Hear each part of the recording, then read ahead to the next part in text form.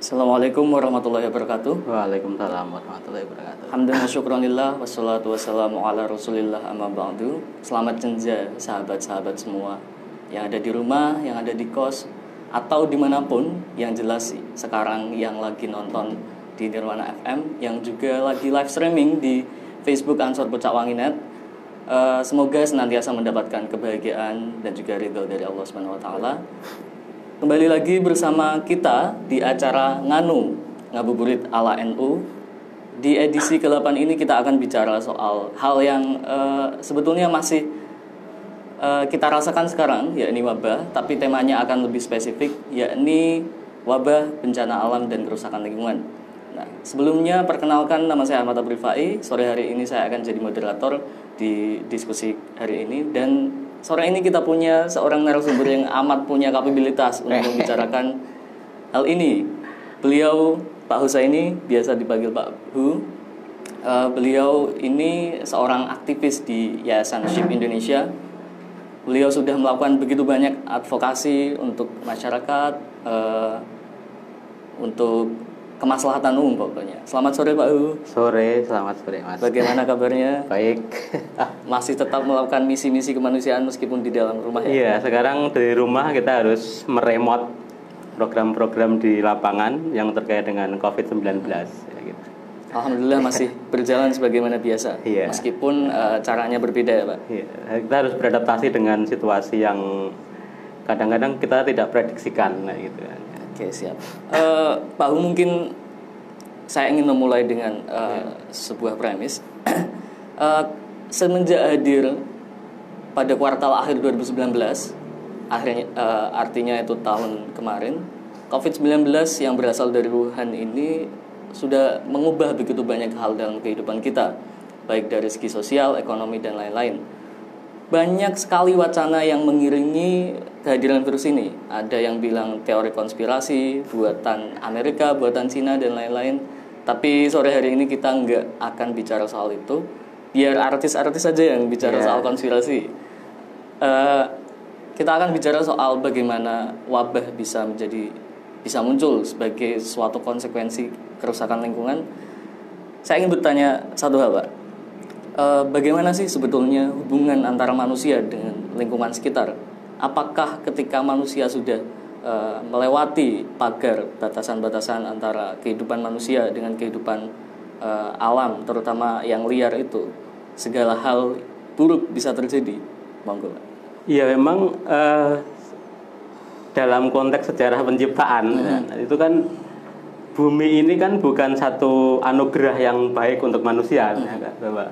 Adam dipindah oleh Allah ke bumi ini kan, dari surga ke bumi ini kan sebenarnya dalam rangka memberikan punishment, memberikan semacam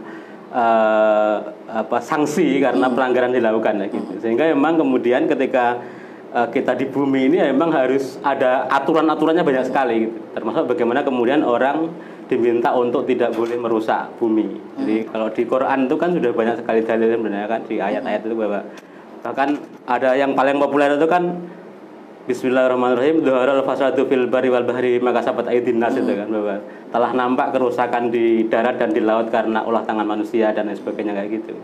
Nah, tapi memang persoalan ini kan jarang sekali dibicarakan. Jadi dalam konteks agama tentu saja bahkan ini sering terlewatkan gitu kan, nggak pernah dibicarakan secara serius gitu. Padahal relasi antara manusia dengan alam itu adalah sesuatu hal yang sangat mutlak kan gitu. Jadi dalam konteks diskusi ke lingkungan misalkan bahwa kalau kita merusak gua misalkan, gua itu adalah tempat di mana kelelawar tinggal, maka kemudian ketika guanya rusak, kelelawar akan kehilangan tempat tinggal. Padahal kelelawar ini berfungsi sebagai binatang penyebar serbuk-serbuk benih untuk misalkan tanaman dan sebagainya kayak gitu misalkan. Juga hal-hal yang terkait dengan ini misalkan pencemaran lingkungan misalkan. Kalau saya dengan teman-teman itu studi tentang kinjeng, tentang capung misalkan. Jadi capung itu hanya bisa hidup di air yang jernih ya, gitu. Kalau airnya penuh pestisida macam-macam dia nggak bisa hidup. Padahal menurut teori kami misalkan capung jarum, kinjeng dom yang kecil itu sebenarnya dia adalah pemangsa wereng yang paling ganas. Jadi dia setiap hari, kalau menurut hitungan teman-teman yang riset itu setiap hari Kinjeng Dom itu mampu memakan sekitar 100 sampai 1000 wereng misalkan. Nah, tapi karena kemudian semuanya menjadi hilang, akhirnya kemudian ya ketika ada wabah kemudian nggak bisa dikendalikan gitu. Jadi itu gambaran bahwa sebenarnya harmoni antara manusia dengan alam itu sebenarnya sudah merupakan sunatullah gitu. Oleh karena itu ketika ada pelanggaran-pelanggaran maka kemudian akan terjadi kerusakan-kerusakan. Yang paling juga kita bisa lihat di lingkungan kita misalkan soal sungai misalkan. Dulu waktu saya kecil, sungai di sepanjang kampung kita ini itu kita bisa ciblon dengan leluasa gitu loh, baik musim kemarau maupun musim hujan. Apalagi kalau musim hujan itu banjirnya luar biasa kayak gitu. Tapi sekarang itu musim hujan pun airnya nggak ada kayak gitu. Itu kan mesti ada persoalan gitu. Nah, hal-hal yang kayak gini kan hampir nggak pernah dibicarakan kita semua. Padahal ini sebenarnya adalah kunci dalam konteks bagaimana harmoni antara alam dengan manusia itu harus terus dijaga kayak gitu. Berbicara tentang capung tadi, Pak. Tadi kan Pak Hu bilang bahwa ada berbagai macam limbah pestisida dan lain-lain. Kalau di sekitar desa kan nggak ada semacam perusahaan, baik itu skala industri rumah tangga maupun skala besar. Tapi limbah-limbah kayak sampah-sampah rumah tangga, apakah itu juga mempengaruhi? Sangat. Jadi kalau misalkan kita melihat sekarang itu kan sungai dijadikan tempat pembuangan sampah kan gitu. Kemudian di pertanian hampir semuanya menggunakan pestisida kimia yang kadang-kadang campur-campur kan. Untuk nyemprot sawah itu ya percampuran antara pestisida dicampur dengan soklit, dicampur dengan macam-macam kan kayak gitu. Nah, percampuran itu kemudian akan berdampak pada kematian sejumlah serangga baik. Jadi kan kalau di dalam teori pertanian itu kan ada yang namanya serangga baik, ada serangga buruk ya kan. Kalau serangga buruk itu kan wereng, walangsangit dan sebagainya kayak gitu. Tapi juga ada serangga baik yang dia sebagai predatornya wereng dan walangsangit itu kayak gitu. Nah, dalam konteks itu kemudian ketika pestisida kimia itu digunakan secara masif, itu kemudian serangga-serangga baik itu gampang mati gitu loh. Tapi serangga-serangga buruk itu dia gampang berevolusi juga. Dia akan bertahan, akan resisten, kemudian akan berevolusi. Hampir sama seperti model evolusinya COVID-19 gitu. Kalau dulu kan ada ada SARS, kemudian ada flu. Awalnya kan flu biasa. Flu biasa, kemudian ada SARS dan kemudian terakhir itu menjadi COVID-19 gitu. Jadi makhluk hidup itu dia termasuk virus ya. Dia itu kan punya kemampuan untuk mempertahankan diri. Jadi kalau dia sama seperti kita kan, kalau diganggu ya, kalau berani membalas, kalau nggak berani ya neleng sekamburi kan begitu. Virus juga sama gitu loh. Jadi dia akan berusaha untuk beradaptasi supaya dia tetap hidup. Jadi kalau teori Darwin itu kan nggak jerapah itu kan. Dulu katanya lehernya pendek karena tanaman kemudian semakin habis, kemudian sekarang lehernya panjang gitu. Itu logika yang tidak bisa disamaratakan, tapi memang bahwa semua makhluk hidup pasti punya kemampuan untuk mempertahankan diri. Jadi cara orang Jawa itu kan cacing nek tidak mesti mulet kan begitu. Itu sama filosofi Jawa itu juga kalau dicerna itu juga akan menandakan bahwa kita memang harus berharmoni. Kita tidak boleh saling mengekspansi ya gitu. Nah, itu yang sebenarnya yang penting untuk dipahami oleh semua orang kayak gitu. Berarti semua makhluk selain manusia juga itu punya naluri paling primitif untuk bertahan hidup ya Pak? Iya betul. Maka ketika kita berusaha untuk menguasai segala hal akan punya dampak buruk. Iya akan dilawan dan gitu. Pak Hung, saya tadi juga mencatat bahwa ada begitu banyak wabah yang menghampiri kita karena kita telah melangkahi pagar-pagar yang telah diciptakan sebetulnya oleh alam.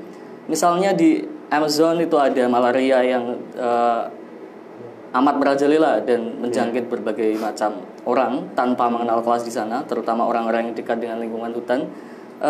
Kalau Pak Hu selama mengadvokasi masyarakat selama ini, apakah ada contoh di Indonesia misalnya, di sekitar Pati terutama?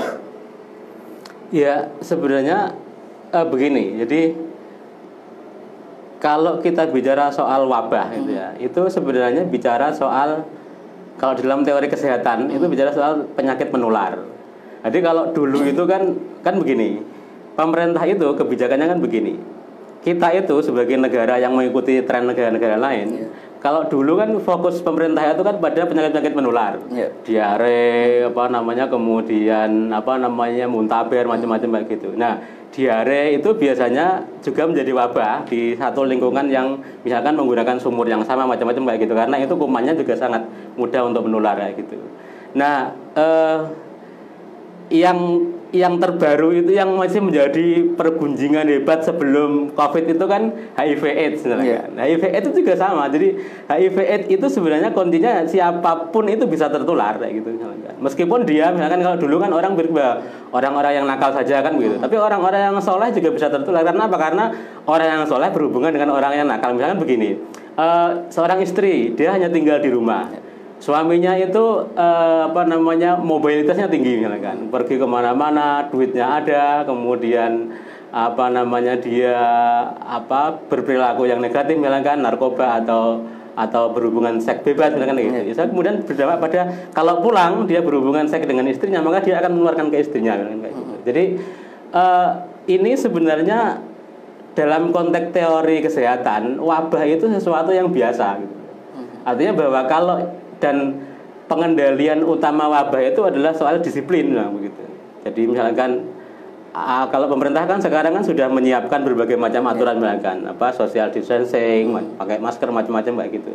Jadi sebenarnya ini peristiwa yang biasa, tetapi karena kemudian gerakannya sangat cepat dan kemudian korbannya banyak dan ditambah lagi dengan berbagai aneka macam informasi media sosial dan sebagainya, itu menjadi semakin gemuruh kayak gitu. Tapi dalam konteks teori penyakit ini sebenarnya sesuatu yang biasa-biasa aja. Problemnya adalah bahwa sampai hari ini belum ada vaksinnya. Sama seperti HIV kan juga sampai hari ini nggak ada vaksinnya kayak gitu. Menyoal bagaimana pemerintah mengambil peran tadi, Pak Hu. Selama wabah ini COVID-19 menyebar di dunia, juga di Indonesia, ada begitu banyak aturan yang sudah dikeluarkan oleh pemerintah. Misalnya ada PSBB, ada PKM, ada banyak hal lah, mulai dari melarang mudik dan lain-lain. Saya mencatat ada begitu banyak celah teknis, baik itu di lapangan, dalam bentuk aturan, maupun hal-hal yang sifatnya masih amat definitif, meributkan apa maknanya apa dan lain-lain. Kalau menurut Pak Hu, yang juga pasti punya persinggungan yang cukup banyak dengan pemerintah, apakah pemerintah sebetulnya punya aturan dan juga protokol atau berbagai macam perangkat untuk menanggulangi bencana dan wabah?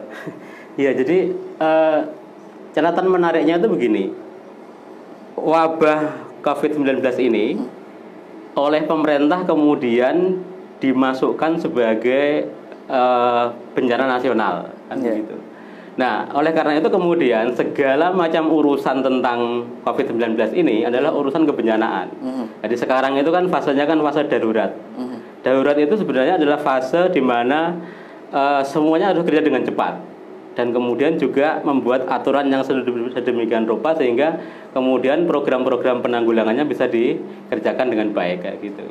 Nah, problemnya memang selama pengalaman kita menggunakan undang-undang tentang penanggulangan bencana sejak tahun 2007, itu kan Indonesia kan baru mengalami wabah itu kan sekarang gitu. Meskipun di dalam undang-undang itu memang bencana itu selain bencana alam, selain bencana hidrometeorologi, tanah longsor, kemudian banjir bandang macam-macam itu, di undang-undang juga ada wabah. Jadi bencana dalam konteks undang-undang itu ada 3 kriterianya. Ada bencana yang berhubungan dengan alam, kemudian ada yang berhubungan dengan wabah, yang ketiga itu ada bencana sosial, bencana terkait dengan misalnya ada kerusuhan macam-macam kayak gitu. Nah, problemnya ketika kita membuat undang-undang ini, yang dibuat toolsnya itu hanya tentang bencana hidrometeorologi, bencana alam. Nah, oleh karena itu ketika kemudian tiba-tiba datang wabah, itu semuanya bingung gitu. Jadi protokol-protokol yang untuk bencana alam itu ternyata nggak bisa digunakan untuk bencana wabah kayak gitu. Sehingga kemudian pemerintah bikin protokol-protokol baru dengan cara tindakan gerakan cepat, keputusan cepat, dan kadang-kadang itu kelemahan kita itu kan memang soal data.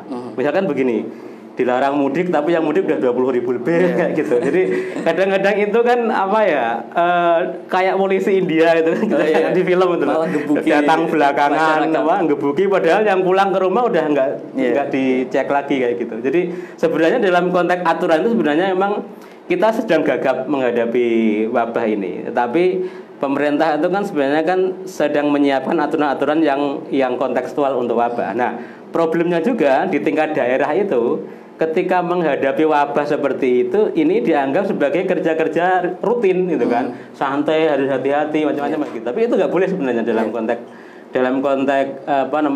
tanggap darurat itu memang harus serba cepat ya, gitu. Karena kalau nggak cepat berarti dampaknya akan semakin luas. Ya, gitu. Oh, iya.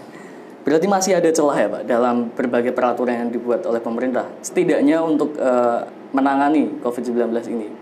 Sebelumnya belum ada aturan soal wabah itu. Karena Indonesia belum pernah mengalami. Kayaknya harus mengalami dulu baru ada aturan. Kita itu kan begitu kan. Kalau tidak mengalami sendiri kan nggak yakin kan. Orang andel lah gitu kan. Orang ngono langsung orang andel. Kayak kita sering misalkan begini. Contoh yang paling sederhana dalam konteks misalkan berbagai macam surat edaran gitu kan. Yang pertama kita melihat bahwa pemerintah itu kan nggak yakin. Kalau iya kalau enggak gitu kan nggak begitu kan. Yang dikeluarkan surat edaran. Teman-teman yang lain juga misalkan kayak MUI, kemudian kalau lembaga-lembaga agama mungkin wajar karena memang dia tidak pemerintah ya. Tapi sebenarnya pemerintah itu harus mengeluarkan satu regulasi yang jelas itu. Kalau iya, kalau enggak gitu. Kalau edaran itu kan namanya kan himbauan. Kalau dilakukan ya alhamdulillah, kalau enggak ya alhamdulillah juga gitu. Tidak ada hukuman yang mengatur ya. Enggak ada hukuman yang mengatur gitu. Itu sebenarnya memang kita saat ini dihadapkan dengan dilema-dilema gitu kan. Satu sisi orang kita semua yakin bahwa ada kuasa Tuhan, kuasa Allah yang semuanya orang tidak boleh mengingkarinya. Tapi istilahnya bahwa ada kerja-kerja sesuatu di luar diri manusia yang kadang-kadang manusia nggak bisa memahami, gitu kan.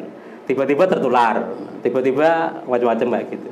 Jadi ini yang kemudian juga akhirnya menjadi pergumulan bersama di tingkat kita semua. Jadi saya dengan teman-teman selalu diskusinya begini. Di NU, di Muhammadiyah, di semua lembaga agama itu kan semuanya mengeluarkan surat edaran kan. Social distancing kan. MUI juga mengeluarkan tarawih di rumah saja, salat jamaah di rumah saja, macam-macam kayak gitu misalkan.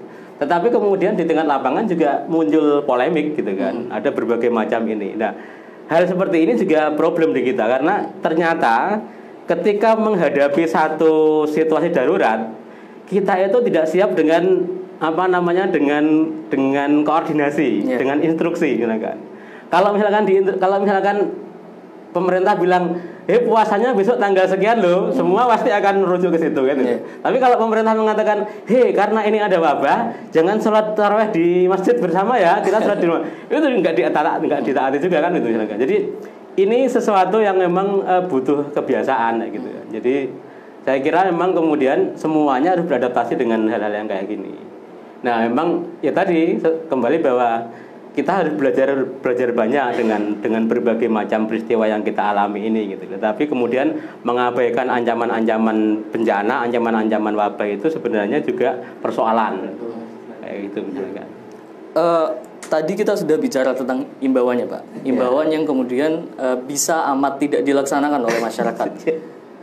Saya jadi berpikir bahwa masih ada masalah komunikasi antara masyarakat dengan pemerintah. Pertanyaannya, selama ini bagaimana sih pola komunikasi antara pemerintah dengan masyarakat? Apakah pemerintah dalam kehidupan sehari-hari sudah hadir dalam kehidupan warganya agar hal-hal yang bahkan imbauan pun itu bisa diindahkan oleh masyarakat? Iya, ini problem ya, karena kalau bicara pemerintah itu kan bicara soal kebijakan. Kebijakan itu ada dua. Kebijakan yang terkait dengan aturan, yang kedua kebijakan yang terkait dengan anggaran. Nah, dari sisi aturan itu memang seringnya itu kan kita mengalami benturan-benturan informasi. Misalkan kayak saya nggak yakin misalkan berapa persen warga Pucak Wangi yang misalkan tahu tentang undang-undang penanggulangan bencana gitu. Padahal itu tahun 2007 dibikin gitu misalkan. Bahkan mungkin juga saya nggak yakin misalkan aparat desa misalkan atau tokoh kecamatan atau tokoh ulama kita itu tahu bahwa negara itu punya undang-undang tentang penanggulangan bencana kan kayak gitu. Nah, ini kenapa? Karena memang ketika undang-undang dibikin itu yang paling mahal digunakan anggarannya itu kan saat membuat. Tetapi ketika sudah jadi itu hampir tidak ada sosialisasi. Paling ya kita diundang di kecamatan, dikasih tahu gitu kan, oh ini ada undang-undang loh kayak gitu kan. Singkat desa itu hampir tidak tersentuh informasi seperti itu. Sehingga wajar kalau kemudian komunikasi antar pemerintah dengan masyarakat itu tidak terjalin dengan baik karena Ya pemerintah itu basisnya kan kebijakan, program apa namanya perencanaan, kemudian pelaksanaan program, monitoring, evaluasi kan begitu. Nah itu selama ini nggak jalan dengan baik gitu, sehingga kemudian hampir banyak sekali aturan dibikin, tetapi orang tidak tahu. Nah, beda, tetapi ini kan aturan-aturan yang sifatnya sosial kan. Beda dengan aturan-aturan lalu lintas misalnya kan. Yeah. Kalau kamu tahu nggak tahu, asalkan kamu melanggar ya kamu ditilang kan begitu. Nah ini bedanya aturan-aturan yang sifatnya matematis dengan aturan-aturan sifatnya sosial gitu. Nah saya kira emang ini tugas bersama, termasuk teman-teman di Ansor, di NU Muhammadiyah itu sebenarnya harusnya bahwa bagaimana mendiseminasikan aturan-aturan yang sebenarnya penting untuk disampaikan kepada masyarakat gitu. Untuk menghindari berbagai macam ya. Aturan pun kan juga kemudian ada orang kita itu kan suka menafsir-nafsir kan gitu. Dibikin aturannya aja ditafsirkan dengan beraneka ragam kayak gitu. Jadi memang butuh proses yang panjang gitu. Tapi bagi saya ini adalah momentum yang tepat untuk memulai bagaimana kemudian mengenalkan aneka aturan kepada masyarakat di yang paling bawah gitu. Supaya karena biasanya itu kalau tidak tahu aturannya itu kemudian peluang-peluang untuk dimanipulasi dan lain sebagainya itu sangat terbuka. Contoh yang paling gampang begini misalkan, sampai hari ini kan masyarakat yang di desa itu kan masih meyakini bahwa bikin sertifikat tanah itu kan sulit, biayanya jutaan kan gitu. Sementara pemerintah itu punya banyak program yang berhubungan dengan sertifikat gratis. Kalau datang sendiri mengurus sendiri ke kantor agraria itu juga murah macam-macam kayak gitu. Nah trauma masa lalu seperti itu kalau tidak mulai dikikis itu akan jadi masalah terus menerus gitu loh. Oke lah orang-orang tua sekarang masih mengalami itu, tapi anak-anak muda nggak boleh mengalami yang kayak gitu. Harus ada pelurusan informasi. Jadi teman-teman kalau ada informasi yang enggak jelas jangan sampai dipercaya. Saya malah jadi ingat Pak, tadi malam kalau nggak salah itu beberapa orang di Pati terutama itu dengar semacam dentuman di langit. Termasuk di grupnya MBTNU itu juga di-share tadi siang. Langsung ramai orang ngomong-ngomong, oh ini tanda kiamat, ini dunia sebentar lagi hancur dan lain-lain. Saya pikir kita punya banyak sekali pekerjaan rumah untuk meluruskan informasi-informasi agar kita lebih melek kepada peraturan, kepada sains dan lain-lain itu. Pak Hu, masih menyoal soal peraturan, hubungan antara manusia, alam dan sebagainya. Selama ini peraturan yang dikeluarkan oleh pemerintah itu sudah pro lingkungan nggak sih? Sehingga peraturan tersebut dalam jangka panjang itu bisa meminimalisasi adanya berbagai macam penyakit yang muncul atau bencana kayak banjir, tanah longsor dan lain-lain. Ya sebenarnya kalau bicara soal aturan itu banyak sekali misalkan begini, soal banjir misalkan, soal di pemerintah itu punya aturan namanya misalkan garis sempadan sungai. Itu 10 meter di kanan kiri sungai itu tidak boleh dikelola oleh masyarakat. Dia adalah zona hijau untuk menahan banjir. Gitu. Kemudian misalkan ada namanya kawasan lindung. Wilayah-wilayah yang masuk kawasan lindung itu dia akan melindungi di bawahnya, tidak boleh dieksploitasi gitu. Itu banyak sekali aturan-aturan yang disusun dan diciptakan gitu.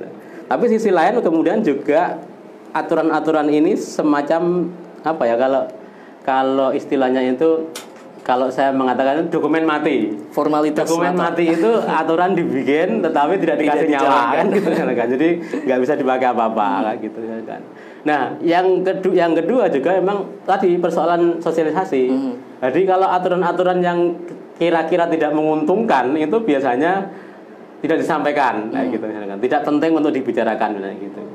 Nah, inilah yang sebenarnya jadi problem. Jadi aturan-aturan dibuat tetapi itu hanya semacam legitimasi. Jadi begini misalkan, saya dulu pernah mengkritisi di Pati misalkan. Jadi pemerintah Kabupaten Pati itu sudah punya perda tentang pengelolaan sampah itu tahun 2010 Mas. Jadi perda ini itu disusun karena kalau kan begini, kalau pemerintah bikin undang-undang di nasional itu dia pasti akan menulis bahwa 2 tahun setelah dokumen ini diundangkan, maka setiap pemerintah daerah harus membuat kebijakan di tingkat daerah berupa perda kayak gitu kan. Nah, kadang-kadang pemerintah daerah itu hanya membuat regulasi sesuai dengan aturan saja, karena kewajibannya bikin ya dibikin kayak gitu. Nah, itulah yang kemudian menjadi persoalan. Jadi misalkan saya bayangkan begini. Dulu waktu perda tentang sampah, kebetulan saya juga ikut terlibat membicarakan. Itu saya bayangkan bahwa pemerintah daerah akan bicara soal sampah di masyarakat, ngomongin warga bagaimana tidak membuang sampah sembarangan, yang membuang sembarangan akan kena sanksi, disosialisasikan secara masif ke warga kan begitu. Tapi ternyata kan tidak. Kalau bicara soal pengetahuan, siapa orang Pucak Wangi yang tahu kalau pemerintah daerah pasti punya perda sampah kan kayak gitu. Itu kan sangat sedikit sekali. Jadi ini apa namanya? Jadi kalau ditanyakan soal apakah perdanya, apakah kebijakan sudah bisa mengakomodasi kepentingan kelestarian lingkungan, saya kira sebagian besar ada gitu. Tetapi kadang-kadang kalah dengan praktek-praktek kan gitu. Sekarang itu kan misalkan kan kalau bicara nasional itu kan kadang-kadang kita kan juga geli sendiri kan. Undang-undang atau SK atau apa itu kalah sama Pak Luhut kan. Itu kan contoh yang paling yang paling nyata ya, dan itu semua orang melihat tahu kayak gitu misalkan. Jadi kesimpulannya bahwa dokumen-dokumen tentang kebijakan itu cukup banyak dan cukup berpihak kepada lingkungan, tetapi di dalam konteks praktek itu akan menjadi persoalan yang luar biasa karena berbicara soal kepentingan-kepentingan yang banyak itu. Dan kita kan tahu bahwa kita itu kan masih fokus pada soal kepentingan ekonomi. Semuanya siapapun yang menghambat ekonomi, investasi ya dibabat habis kayak gitu. Itu persoalannya kalau menurut saya. Padahal lingkungan kalau nggak dijaga itu bakal punya dampak juga ya Pak untuk kehidupan ekonomi kita kelak. Ya dampaknya luar biasa. Misalkan begini, bicara soal perubahan iklim ya, nggak usah perubahan cuaca kan gitu misalkan. Orang banyak bicara soal perubahan iklim. Kalau orang Jawa dulu kan ada namanya Pranoto Mongso. Kapan wayah tandur, kapan wayah panen, macam-macam, kapan redeng, kapan ketiga, itu kan orang dengan melihat astronomi, dengan melihat bintang itu dia punya patokan. Jadi misalkan itu sudah turun temurun dilakukan. Tapi kita kan tahu sekarang kan nggak terpakai itu Pranoto Mongso itu. Wayah ketiga tiku jujuk udan, nah itu kan. Apa perubahan alam ini, perubahan iklim ini kemudian sangat dirasakan, dan dampaknya apa? Ya karena tidak bisa menggunakan Pranoto Mongso, sementara orang petani kita itu masih tetap menggunakan Pranoto Mongso, akhirnya apa? Gagal panen, wabah, hama tanaman macam-macam kayak gitu. Itu yang terjadi sekarang kayak gitu. Itu dampaknya ya Pak bagi petani dan bukan hanya bagi petani ya, tapi ada begitu banyak orang dengan bermacam profesi yang juga kena dampak ya. Iya, jadi termasuk juga terkait dengan persoalan wabah. Misalkan kemarin kan ada yang bilang bahwa wabah tentang COVID ini nggak bisa masuk ke Indonesia Timur karena Indonesia Timur itu daerahnya panas, gitu kan, minim hujan dan lain sebagainya kayak gitu. Nah, tapi persoalannya kan Indonesia Timur itu kan juga bagian dari jelajahnya orang Indonesia Barat, betul kan? Saya misalkan dari Jawa misalkan bisa ke NTT, bisa ke NTB, bisa ke Papua kan begitu. Sehingga kemudian wabah ini juga akan menyebar melalui orang. Jadi kalau kami bikin poster itu dengan bahasa Jawa itu virus kuwi ora iso lunga ning ngendi-ngendi, tapi virus iso digawa lunga menungso ning ngendi-endi kan begitu. Itu contohnya kayak gitu misalkan. Bentar Pak, mungkin itu dulu Pak, kita stop sementara dulu. Mungkin ada pertanyaan dari teman-teman yang dengerin. Silakan kalau masih ada yang mau nanya. Silakan. Saya pikir ini tema yang cukup menarik untuk kita bicarakan karena oke, sudah ada pertanyaan. Saya baca dulu. Tapi guyon. Gak apa-apa guyon. Ini kan nganu itu kan memang dalam rangka guyon maton ya kan. yang gak guyon itu yang nganan, yang ngaji itu. Jadi nganu boleh guyon ya Pak? Boleh. Oke. Kalau nggak guyon saya nggak berani ngomong di sini ya. Ini guyon semata berarti. Iya. Tetapi ada dasarnya gitu. Oke. Gitu. Ada pertanyaan dari Jenengku Kavi Ansori. Ini pertanyaannya amat saintifik. Min, bahas perubahan sikap dia ke aku juga dong. Kok dia sekarang berubah jadi dingin ya? Ini apakah gara-gara COVID-19 atau gara-gara kerusakan alam, Pak, kira-kira? Iya sebenarnya. Jadi kan begini ya. Jadi semua makhluk hidup itu kan kalau di dalam teori ada simbiosis mutualisme. Oh iya. Saling merespon lah gitu. Jadi nek cara Jawane kan kowe adol tak tuku kan gitu kan. Apa yang kamu lakukan padaku aku akan membalasnya kan gitu. Ini juga tidak hanya berlaku pada manusia. Pada alam juga begitu. Termasuk juga pada relasi antar manusia ya. Relasi antar manusia. Nah, aku kau duakan ya kamu ku duakan juga kan gitu. Gitu ya. Jadi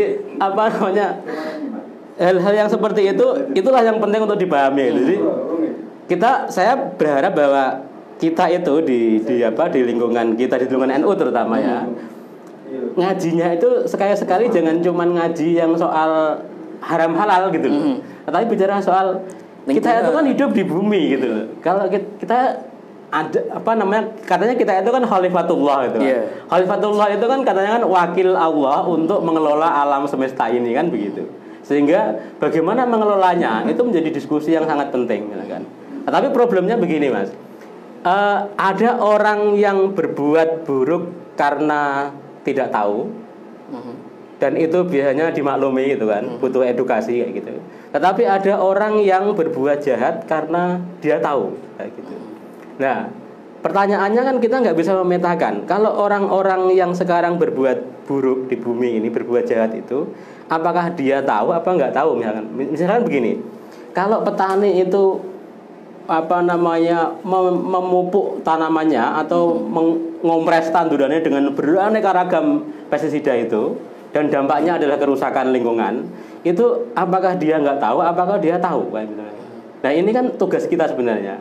Jadi kadang-kadang pikiran kita bahwa orang melakukan itu kan karena nggak tahu gitu. Orang melakukan itu kan karena tidak tahu resikonya gitu. Misalkan kita punya, kalau pertanian misalkan ya, kita punya di Jaken itu loh. Balingtan itu kan nasional itu. Dia penelitiannya hebat-hebat tentang pertanian. Tentang terakhir itu saya baca dia meneliti soal dampak pestisida terhadap petani ya, kan? Bagaimana kemudian ada penyakit-penyakit yang muncul dan sebagainya kayak gitu. Tapi itu kan nggak dipublikasikan juga. Gitu. Kemudian saya kadang-kadang heran bagaimana petani misalkan mengoplos sekian banyak pestisida, ngompresnya tanpa pakai masker misalkan mulutnya, dan itu kemudian dihirup gitu. Mungkin saat itu juga nggak mati gitu yang itu, tapi yang namanya pestisida itu kan dia kan racun gitu. Kalau lama-lama dia akan dia menghirup racun, dia akan semakin sakit. Makanya sekarang itu kalau misalkan bicara soal penyakit-penyakit degeneratif, penyakit-penyakit yang tidak menular, stroke, kemudian diabetes, macam-macam itu bicara soal gaya hidup. Di antaranya adalah gaya hidup yang memang tidak paham tentang ancaman-ancaman penyakit seperti itu. Nah itu banyak sekali aspeknya. Jadi kalau bicara soal wabah, bicara soal bencana, itu sebenarnya adalah hal-hal yang menjadi kehidupan kita sehari-hari gitu loh. Karena apa? Karena kalau kita nggak sadar, semua perilaku ini bisa berdampak pada bencana gitu. Buang sampah sembarangan, itu dampaknya apa? Sampah dibawa dari sungai ke laut.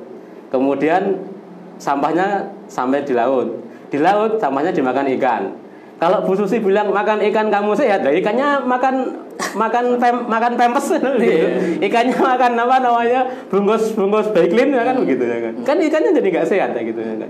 Jadi kalau misalkan saya pernah nguji laboratorium di Sungai Juwana ketika musim kemarau itu kan. Itu sungai itu sama sekali nggak layak dikonsumsi, nggak layak dipakai untuk aktivitas. Nah, tetapi orang-orang sepanjang Sungai Juwana itu ya nyuci di situ, mandi di situ, bahkan kadang-kadang ada yang warung di pinggir sungai itu kalau ngambil air direbus di situ kayak gitu. Nah, itu problem kita sekarang, bahwa bagaimana kemudian ancaman bencana itu tidak hanya soal COVID, tidak hanya soal gempa bumi, tidak hanya soal longsor, macam-macam. Ketidaktahuan yang bersifat massal terhadap persoalan itu juga bisa berdampak pada ancaman yang luar biasa kayak gitu.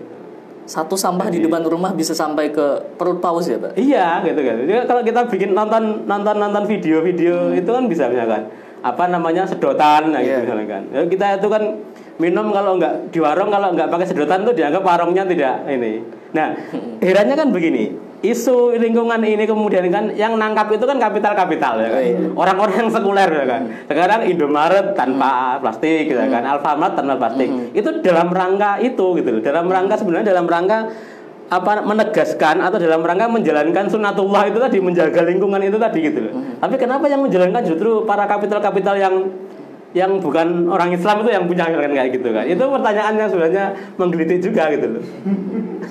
Kan begitu ya kan? PR kita bersama itu, Pak. Iya, PR bersama ini. Jadi saya tidak tahu ya apa namanya.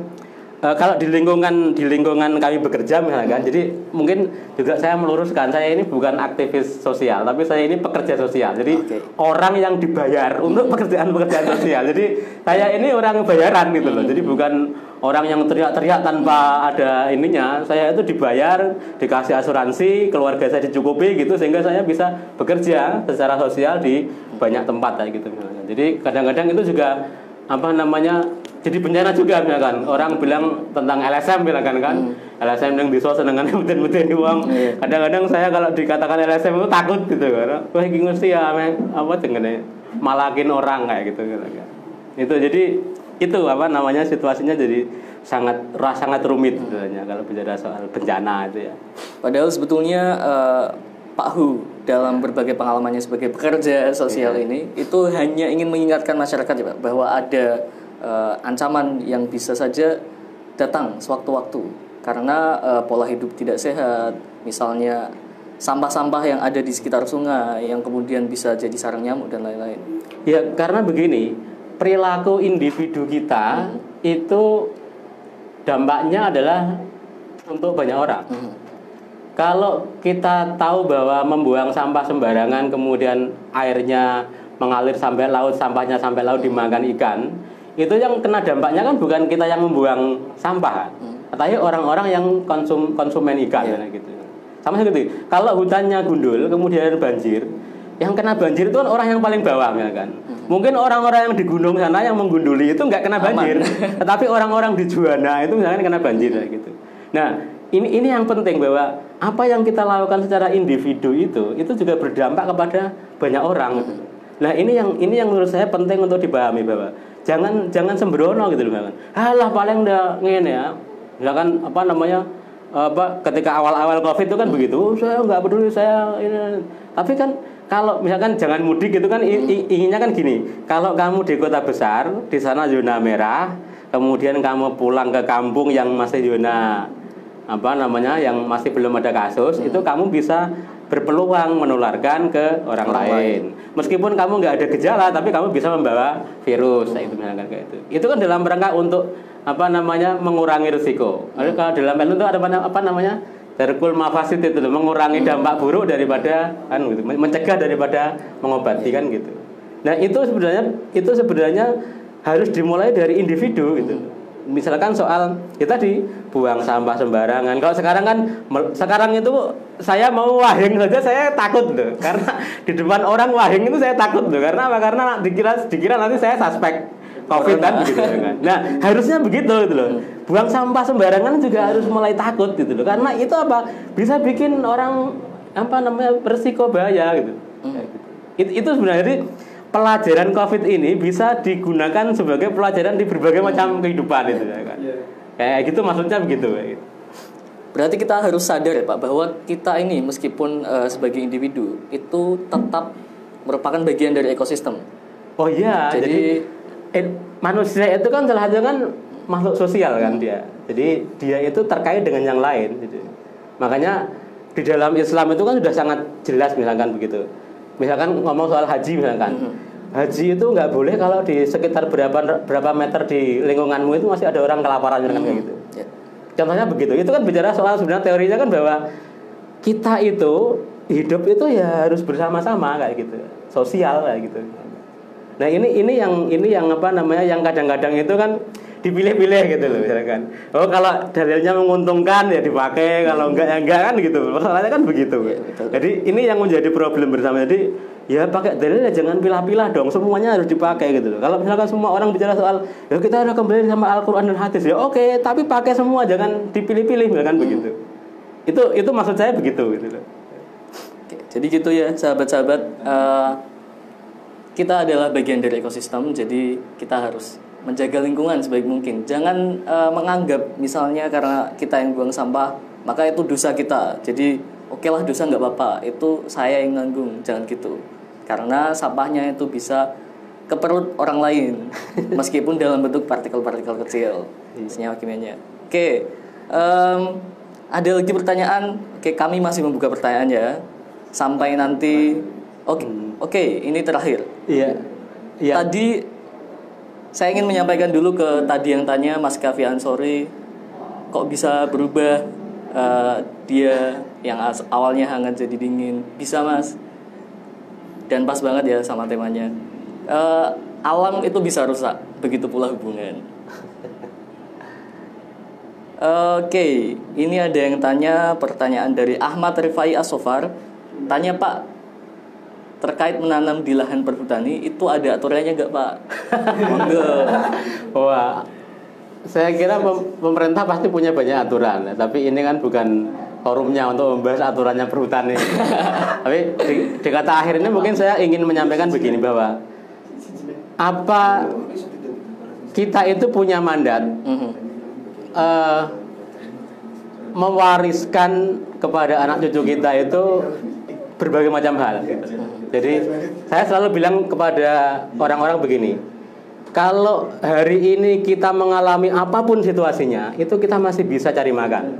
Tetapi bayangkan kalau anak-anak cucu kita, misalkan begini, anak cucu petani nggak bisa bertani, kemudian sementara treatment merawatnya juga tidak pinter gitu kan, orang sekolah kayak macam-macam yang kayak gitu.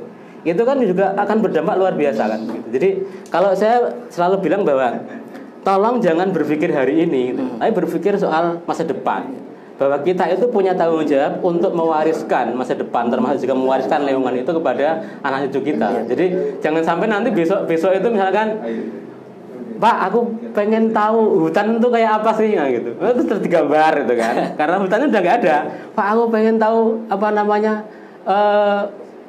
burung apa gitu kan, misalkan. Kalau dulu saya masih kecil tuh ada bedet kan ya. Yang sering makan jagung, sekarang udah nggak ada. Kalau anak-anak saya mau tanya bedet itu udah nggak tahu, harus digambar ini loh bedet. Loh ini kan nggak, ini bukan bedet, ini lovebird kan gitu. Karena mirip bedet sama lovebird ya gitu. Nah, itu yang penting sebenarnya. Bagaimana kemudian kita bisa mewariskan kepada generasi kita itu kehidupan yang lebih baik kayak gitu. Karena apa? Karena seperti Nasi Daria bilang lah, anakku gitu kan gitu kan. Jadi sebenarnya sudah banyak sekali kalau saya selalu bilang begini, kalau bicara soal, kalau di status saya kemarin itu banyak sekali sekarang kalau kita bicara soal mau itu hasanah gitu. Tapi uswatun hasanah itu jarang ada. Jadi kalau ceramah yang baik itu berjibun, tiap hari itu di TV itu berlebihan kayak gitu. Tapi contoh yang baik itu kita sekarang sedang mencari-cari ya gitu. Nah, oleh karena itu pekerjaan rumah kita itu adalah bahwa memberikan contoh yang baik. Termasuk juga ketika menghadapi bencana, menghadapi Covid itu juga begitu. Bagaimana contoh yang baik? Contoh yang baik itu kita terserah mau bikin ukuran apa misalkan. Kalau di NU itu kan hubbul watan minal iman kan begitu. Artinya bahwa cinta tanah air itu tidak hanya soal tadi PHP gitu loh. Tidak soal memberikan harapan palsu kan. Oh besok dicintai sekarang, tidak, tapi cinta yang sepenuhnya gitu loh. Mencintai itu ya yang sepenuhnya, jangan setengah-setengah gitu loh. Kalau pemerintah bikin aturan ya didukung kalau baik gitu. Kalau nggak baik ya diprotes gitu. Jadi itulah yang sebenarnya penting untuk kita kerjakan. Bagaimana kita kemudian menciptakan contoh-contoh baik di semua lini, termasuk di desa-desa, di kampung-kampung, di kelompok-kelompok kayak gitu. Nah, kalau itu semua bisa berjalan, saya kira apapun bencananya, apapun wabahnya itu semua bisa bergerak bersama-sama dan kemudian bisa lebih mudah untuk diatasi. Satu lagi pertanyaan dari semakin mau habis semakin banyak pertanyaan ini ya. Dari Supriyanto. Bisa. Ayo guru organik toh. Oke, masih ada pertanyaan ternyata. Masih ada waktu Pak Hu sebelum kita buka puasa. Ada dari Pak Cuprit Supriyanto. Tanya dong Min, bagaimana bisa mendoktrin petani supaya bisa go organik. Ya, saya apa namanya? Ini kan yang namanya perilaku itu butuh waktu yang panjang untuk merubah. Ya. Jadi, nek cara Jawa itu kan, nek apa namanya watok bisa diobati, nek watak itu angel dirubah kayak gitu. Jadi, sekarang bayangkan ya, petani kita itu kan sejak zaman Pak Harto ya, revolusi hijau itu puluhan tahun itu didoktrin untuk menggunakan pestisida macam-macam kayak gitu. Tapi kalau kemudian para penggerak organik itu butuh sehari, 2 hari, seminggu, 2 minggu datang ke sawah 2 hari, kemudian ngajari, bikin training, kemudian selesai, nggak bisa gitu. Jadi memang butuh waktu yang sangat panjang. Jadi kalau di lembaga saya itu, kami itu tidak boleh meninggalkan wilayah yang kita dampingi itu minimal itu 7 tahun. 7 tahun. Itu pun kadang-kadang nggak berhasil. Padahal dampingnya itu kelompok-kelompok kecil loh, ibu-ibu PKK, ibu-ibu ngajarinya soal misalkan bagaimana menanggulangi TBC di kampung, bagaimana menanam sayuran di pekarangan. Itu aja butuh waktu yang sangat lama gitu. Oleh karena itu kalau kita bicara soal perubahan perilaku itu, kita bicara soal nggak bicara soal hari per hari, day per day. Tapi ini butuh waktu yang lama sampai dan butuh roadmap yang benar gitu loh. Jadi kalau tidak punya tahapan-tahapan yang baik, kadang-kadang kan sekarang kan milih organik ya kan. Kita bikin program, ayo masyarakat ini kok saya KKN ya kan, kampanye organik. KKN itu berapa hari gitu kan gitu. Habis itu kalian pulang ya kembali lagi gitu kan. Enggak bisa itu. Jadi makanya kemudian di terminologi pengorganisasian namanya pendampingan. Jadi pendampingan ini butuh waktu yang sangat lama. Jadi kayak kita mendampingi istri itu kan bertahun-tahun kan. Bagaimana saling memahami itu kan juga susah gitu loh. Saya sama istri aja kadang-kadang gara-gara salah paham itu bertengkaran gitu begitu. Jadi ini yang namanya kerja-kerja pengorganisasian, perubahan perilaku itu waktu tuli zamanin kalau apa namanya kalau dalam butuh waktu yang sangat panjang sekali, nggak bisa langsung dirubah. Oleh karena itu ya sabar aja. Tetapi yang jelas bahwa tolong dirumuskan tahapan-tahapannya agar kita nggak frustasi. Kadang-kadang kan begini, orang-orang itu kan pengen merubah cepat, tetapi dia nggak punya skenario. Makanya kalau akhirnya waktunya habis, dia nggak terjadi perubahan, dia stres. Nah kalau stres dampaknya 2. Kalau nggak jadi buzzer, jadi apa namanya tukang nakal-nakal itu, dia nggak mau ngapa-ngapain gitu loh. Itu malah lebih buruk lagi. Jadi saya punya pengalaman banyak teman-teman saya aktivis itu akhirnya menjadi itu, merasa tidak berhasil meskipun sudah berjibaku dengan ini, akhirnya stres. Nah dampaknya apa? Dijak rembukan seragelem, wah paling ngono neh. Kalau nggak gitu, wahnya jadi buzzer, masuk di lingkaran setannya ini, kemudian bikin kekacauan kan gitu. Nah itu juga bencana bagi dunia gerakan sosial sebenarnya kayak gitu, karena kita kehilangan banyak orang yang karena tidak punya target tadi kan kayak gitu. Begitu Mas. Berarti ini semua buzzer semua. Kalau buzzer relawan itu baik, tapi kalau buzzer RP kan sekarang yang lagi rame itu kan yang repot ya gitu. Ya jelas butuh pendampingan bertahun-tahun ya Pak. Iya butuh waktu, strategi, momentumnya juga harus tepat gitu. Sekarang orang caranya juga harus baik ya kan gitu. Jadi kan kita harus menggunakan terminologi dakwahnya Rasulullah itu lah kan gitu. Bagaimana pendekatannya, diludahin juga oke saja kan gitu kan, didatangi lagi kayak gitu. Itu kalau kita mau menggunakan pendekatan itu saya kira ya kita akan berhasil meskipun kecil lah gitu. Terus nek nang Jawa kan ya contoh nisik to, mosok kowe mung teori tok kan gitu. Mbok kowe nandur organik nang sawahmu kira-kira kowe iso panen apa ora kan kayak gitu. Itu sangat dibutuhkan. Jadi